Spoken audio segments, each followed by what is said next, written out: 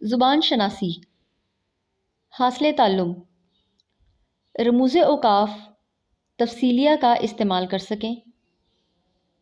عزیز طلبہ، ہم اردو عبارت لکھتے وقت مختلف قسم کے رموز اوقاف استعمال کرتے ہیں، جیسے ختمہ، سکتہ، وقفہ، تفصیلیہ وغیرہ۔ آج ہم رموز اوقاف میں تفصیلیہ کے بارے میں پڑھیں گے۔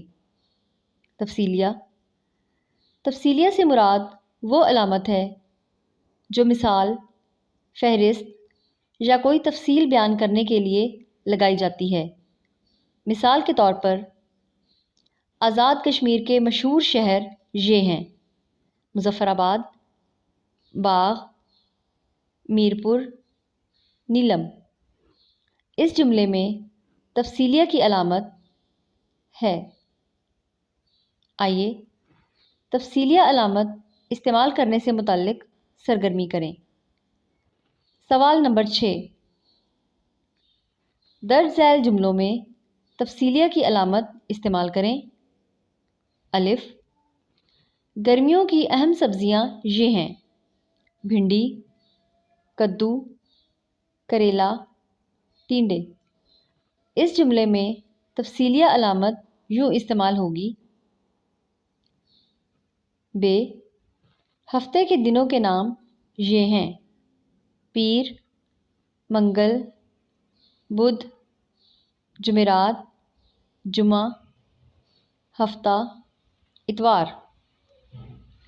اس جملے میں تفصیلیہ علامت یوں استعمال ہوگی: ج، تحریک پاکستان کے چند اہم رہنما ہیں: قائد اعظم محمد علی جناح، لیاقت علی خان، سردار عبدالرب نشتر، محترمہ فاطمہ جناح۔ اس جملے میں تفصیلیہ علامت یوں استعمال ہوگی: د، پاکستان کے صوبائی دارالحکومت یہ ہیں: کراچی، لاہور، پشاور، کوئٹہ۔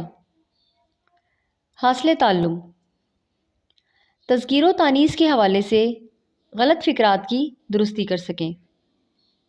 عزیز طلبہ، اردو لکھتے اور بولتے وقت ہمیں ہر قسم کی اغلاط سے اجتناب کرنا چاہیے۔ یہ اغلاط کئی قسم کی ہو سکتی ہیں۔ ان میں ایک اہم غلطی تذکیر و تانیث کی غلطی ہے، یعنی ہم مذکر الفاظ کو مؤنث الفاظ اور مؤنث الفاظ کو مذکر الفاظ کے طور پر استعمال کریں۔ مثال کے طور پر اگر ہم دہی کھٹی ہے کہیں گے تو یہ درست نہیں ہوگا، کیونکہ دہی مذکر ہے۔ درست جملہ ہوگا: دہی کھٹا ہے۔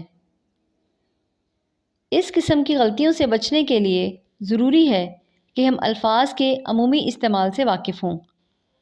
اگر ہم مسلسل مشق کریں گے تو اس قسم کی غلطیوں سے بچ سکیں گے۔ تو چلیں پھر ایک سرگرمی کریں۔ سوال نمبر 7، تذکیر و تانیث کے حوالے سے درج ذیل جملوں کو درست کر کے اپنی کاپی میں لکھیں۔ الف، میرے ڈاڑھ میں درد ہے۔ ب، میرے بھائی کا نظر کمزور ہو گیا ہے۔ ج، یہ کس کا قالین ہے؟ د، ہمارے گھر کا چھت ٹپک رہا ہے۔ ہ، محلے کا رونق آپ کی وجہ سے ہے۔ واو، یہ میرے بھائی کا دکان ہے۔ عزیز طلبہ، آپ غور کریں گے تو آپ کی سمجھ میں یہ بات آ جائے گی کہ ان جملوں میں تذکیر و تانیث کی کیا غلطیاں ہیں۔ آئیے ان غلطیوں کو درست کر کے درست جملے لکھیں۔ درست جملے کچھ یوں ہوں گے: الف، میری ڈاڑھ میں درد ہے۔ ب، میرے بھائی کی نظر کمزور ہو گئی ہے۔ ج، یہ کس کی قالین ہے؟ د، ہمارے گھر کی چھت ٹپک رہی ہے۔ ہ، محلے کی رونق آپ کی وجہ سے ہے۔ واو، یہ میرے بھائی کی دکان ہے۔ حاصل تعلم، سابقوں اور لاحقوں کا درست استعمال کر سکیں۔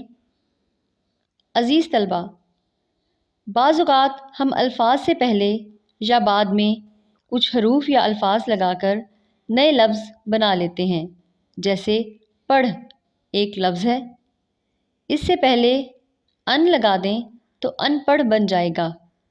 اس طرح دولت ایک لفظ ہے، اس کے بعد مند لگا دیں تو دولت مند بن جائے گا۔ یہ دراصل سابقے اور لاحقے کا تصور ہے۔ آئیے سابقے اور لاحقے کے بارے میں پڑھیں۔ سابقہ، بامعنی الفاظ سے پہلے آنے والے حرف یا لفظ کو سابقہ کہتے ہیں، جیسے بے خبر، باوضو اور ہم جماعت میں بے، با اور ہم سابقے ہیں۔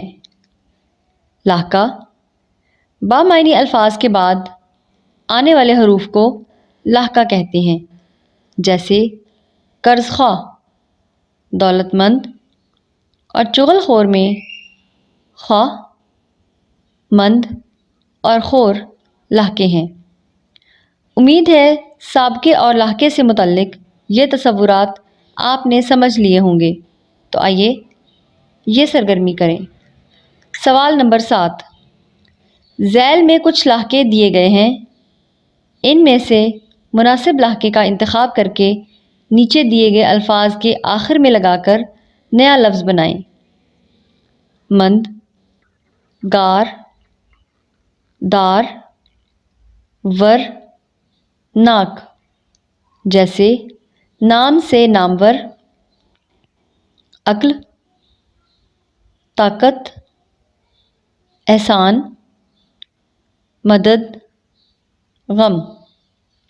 عزیز طلبہ، اگر ہم غور کریں تو کئی الفاظ بن سکتے ہیں، جیسے عقل سے عقل مند، طاقت سے طاقتور، احسان سے احسان مند، مدد سے مددگار اور غم سے غمناک۔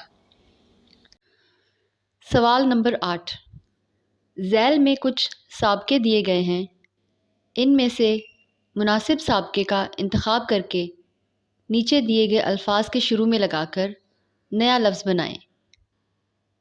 با، ان، خوش، ہم، نا، جیسے کام سے ناکام، عمر، پڑھ، لباس، وفا، خوش۔